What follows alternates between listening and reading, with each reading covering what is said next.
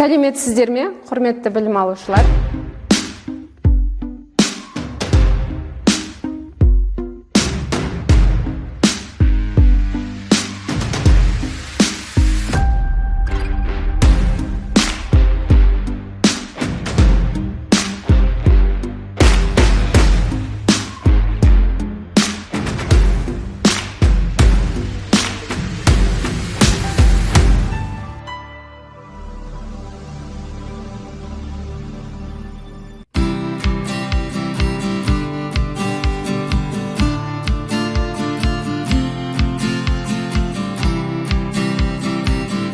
Сіздер ме, құрметті білім алушылар? Сабағымызды бастамас бұрын сіздермен шағын психологиялық жаттығу өткіземіз. Ол үшін сіздерге альбом ұсынамын. Осы альбомды ашып, ішіндегі адам жайлы бір жақсы бір қасиетін айтасыздар. Сіздерді ол үшін ортаға шақырамын. Білімді, тәртіпті, жақсы, сүйкімді, мейірімді, әдемі арыстан, мықты көңілді. Жақсы. Бұл альбомның ішінде айнаға қарап, яғни өздеріңізді көрдіңіздер, және өздеріңіздің бір жақсы қасиеттеріңізді айттыңыздар. Адам өз-өзін жақсы көру керек, өзімізді бағалай білсек, өзгені де бағалай білеміз. Біз қазір мозаика әдісі арқылы топқа бөлінеміз. Ол үшін сіздер мына жерден сурет қиындыларын таңдау арқылы бүтін сурет құрастырып, өз топ мүшелеріңізді анықтайсыздар.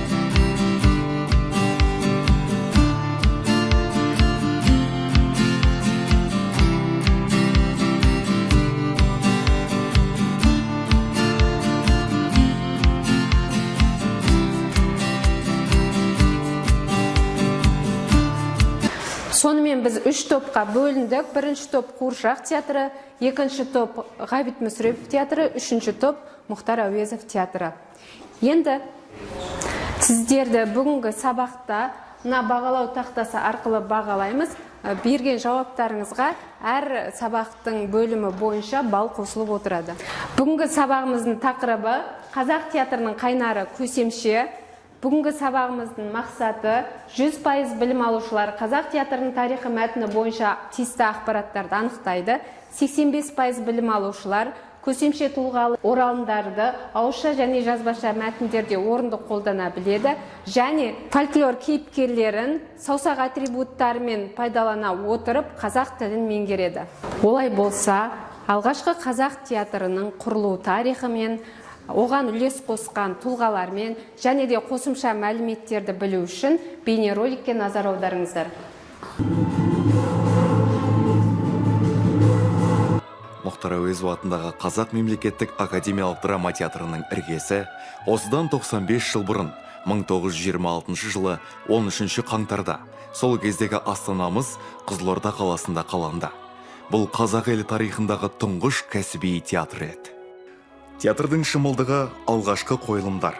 Қошке Кемеңгерұлының алтын сақинасы мен Мұхтар Әуезовтың еңлік кебек пьесасымен түрілді. Театрдың ашылуына сол кездегі ұлт зиялылары түгелдей жуық атсалысты деуге болады.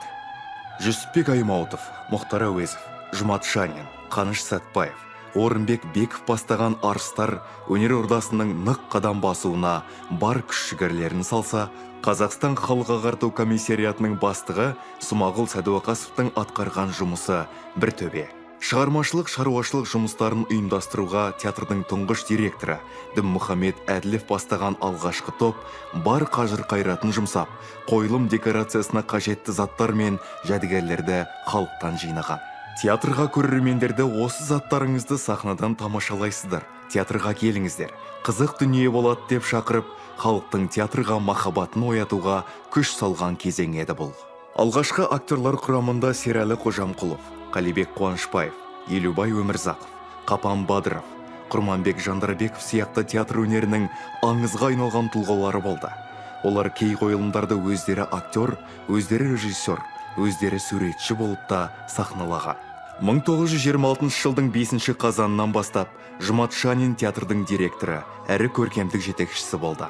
Төкпе ақын Иса Байзақов, әйгілі әнші Әміре Қашаубаев, әлемге танымал балуан Қажымұқан Мұңайтпасовтар театр саңлақтарымен бірге өнер көрсетті.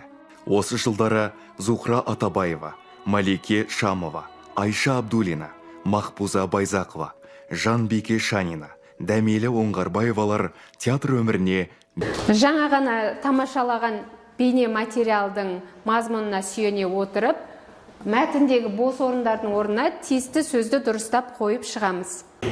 Иван.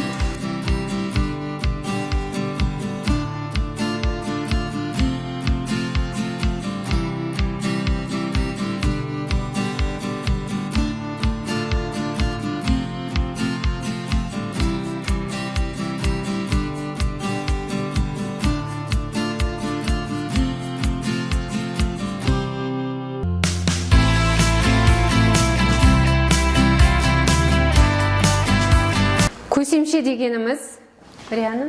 Көсемше етістіктің ерекше түрі. Көсемше күрделі етістіктің құрамында негізгі қимылды білдіреді. Қосымша қимылды айқындайды. Көсемше етістікке 3 түрлі жұрнақ жалғану арқылы жасалды. Театр ол өмір айнасы. Театр адамды әсемдікке, рухани байлыққа жетелейді. Келесі тапсырмамыз, мына жерде мақал берілген, осы мақалдың ішіндегі суреттердің орнына сөздерді қойып, толық мағынасын ашып оқимыз. Сезім оқыңыз. Театр адамның өзін-өзі сахнада көріп, өзін-өзін түсінетін орны. Жақсы сезім. Келесі. Дұрсын. Тазарғын келсе театр бар. Келесі тапсырма мәтінмен жұмыс. Қазір сіздерге таратып берейін. Бірінші топқа тапсырма. QR код арқылы аудио мәтінді тыңдап, сол жердегі ақпараттарды кластерге түсіресіздер. Екінші топқа тапсырма, мәтінді оқып, қалың қара әріппен жазылған сөздердің мағынасын ашып жазасыздар. Үшінші топқа тапсырма, мәтінді оқып, театр сөзіне ассоциограмма құрастырамыз.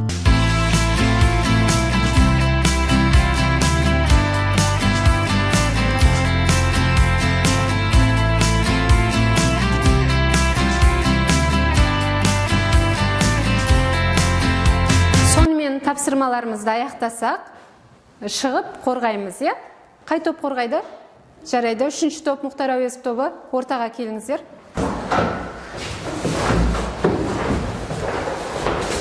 Қазақ театрының тарихындағы ерекше оқиға. 1926 жылы Қызылордада алғаш рет қойылған Еңлік кебек спектаклінде әйел рөлін ойнайтын актриса болмағандықтан еңлік рөлін ер адам орындаған. 1925 жылы Қызылорда қаласында тұңғыш кәсіби қазақ мектептің театрында ашылды. Келесі қай топ дайынбыз? Ортаға келіңіздер. Театр, спектакль және сахна. Театр, актер, композитор.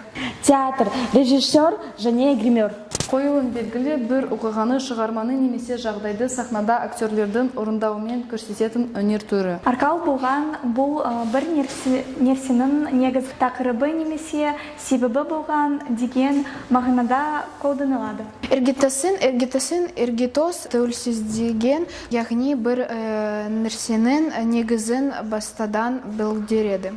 Ғаттан қойғылы немесе қасіретті деген мағынада қолданылады.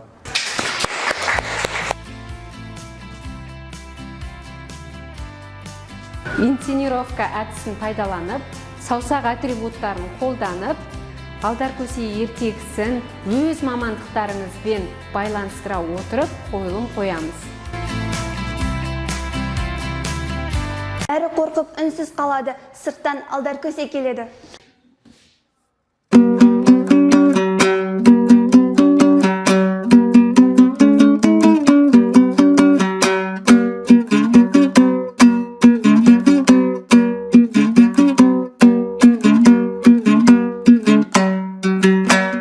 Мен алдармын, сақылымды талдармын, сақал түгіл мұртта жоқ, шайтаны да алдадым. Ахауи. Ассаламу алейкум байке. Сіздің үйіңізде сорпа бар ма екен? Жоқ, үйімде сорпа жоқ, аз жоқ. Байке, сіздің аспазыңыз мықты екен. Бәйбіше, менің қарным ашты. Аспазшы қайда? Қазан қайнап жатыр ма? Байке, бүгін сорпа пісіріп жатырмыз. Бүгін қонақ келеді. Қонақ, ешкімге дәм бермеңіздер, өзіміз шешеміз. Менің атым неге шақ бермес деп ойлайсыңдар?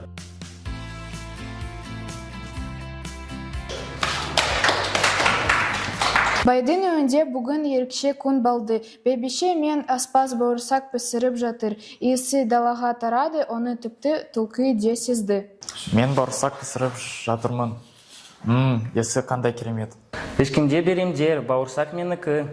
Мен бауырсақмын, дамалап кетемін, Саран байдың қолынан қашамын. Бауырсақ, тоқташы. Қандай хош иіс, сен қайдан келдің? Мен шығып байдан қаштым, мен аспаздан қаштым, енді сенінде қашып кетемін. Мен сенің дәмді татып көрейін бе? Мен сені жегім келіп тұр.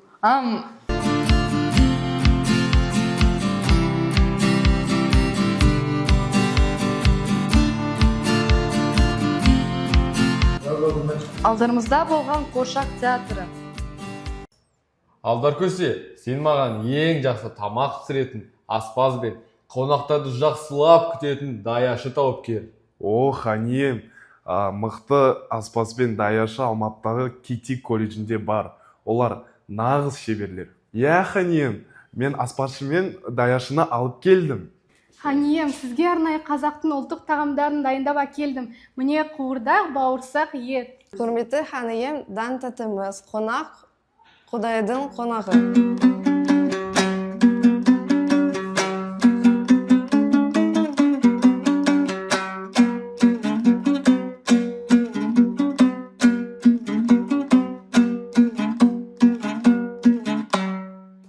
Дәмі қандай керемет. Аспазшы мен даяшыны марапаттаңдар. Алдарыңызда болған Мұхтар Әуезов театры. Сонымен білім алушылар, бүгінгі тақырыпты бекіту мақсатында ұяшыққа жасырылған сұрақтарға жауап береміз.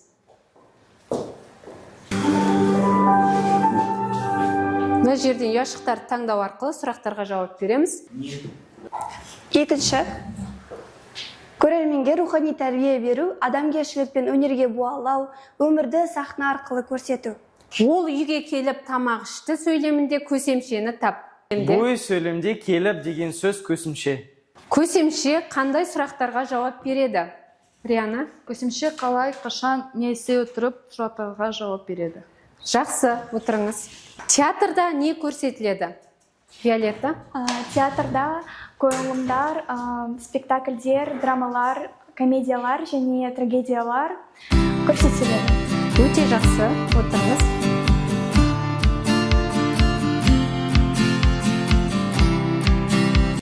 Сонымен білім алушылар бүгінгі сабақта саусақ атрибуттарын пайдалана отырып қойылым қою арқылы сіздердің қазақ тіліне деген қызығушылықтарыңыз артты деп ойлаймын.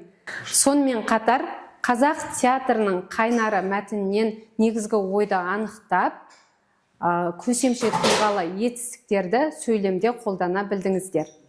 Ал құрметті білім алушылар, кері байланысты бағдаршам арқылы бассаңыздар болады. Жасыл түс толық түсіндім, сары түсі жартылай түсіндім, қызыл түс мүлдем түсінбедім. Егер сіздерге тақырып түсінікті болса, жасыл түсті басасыздар. Егер тағы сұрақтарыңыз болса, сары түсті басасыздар.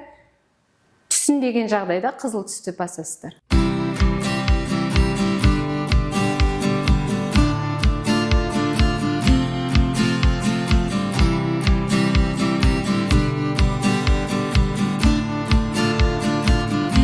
Үйге тапсырма, 149 беттегі 9-шы тапсырма.